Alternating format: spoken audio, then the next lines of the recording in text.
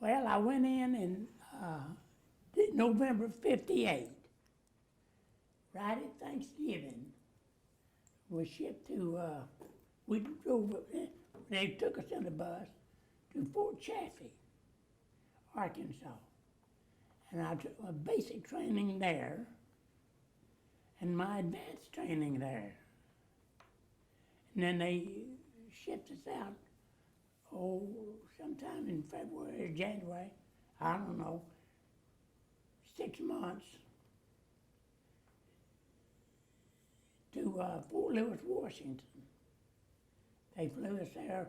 We got there about midnight. And they threw the cafeteria open to us, fed us. Then I went to headquarters division of the 4th Infantry Division.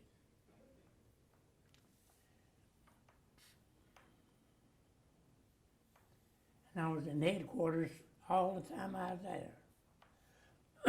And I was there for rest of my duration. And my niece died about 3 days before I was due to get out. And so they called me in the Red Cross. Red Cross said, "You want to spend another year?" I said, "Not if I can help it. I'll just pay my way home. I'll stay there." But they wanted me to re-enlist for 6 months. I've never heard of that, but I was an old country boy. And I said, "I'll just take my time. I'll go home if they can hold a funeral up. They'll let them bury her without me." So I made it out right as the Cuba War was starting. Now they were sending peak advisors to Vietnam. I was never asked to go. And I had less than 90 days when this deal down in Cuba started. So I beat that.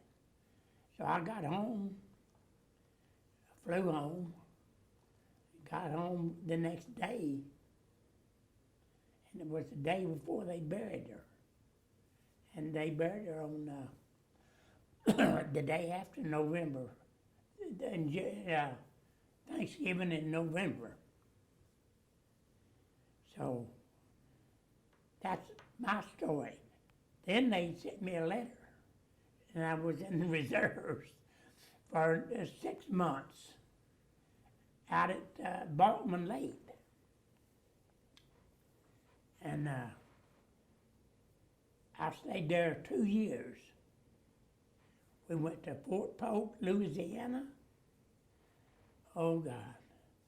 You driving down the street, looked through the houses. And then we went to Fort Hood for 2 weeks. And then I served 2 years in the active reserves. So then when I got out, they sent me a letter telling me that my duty was filled. Then you had to serve 6 years, 2 active reserve, and 2 inactive reserve. I served them all. That's all I could do. I was young and full of pea and vinegar and whatever you want to call it. But all in all, I had a pretty good time. I wouldn't re-enlist. Not now. Not the way things are going, which I may be talking out of turn, I don't know, but the president, we got a poor president. He don't know nothing. He's sending these boys over to fight a war that was going on before Jesus.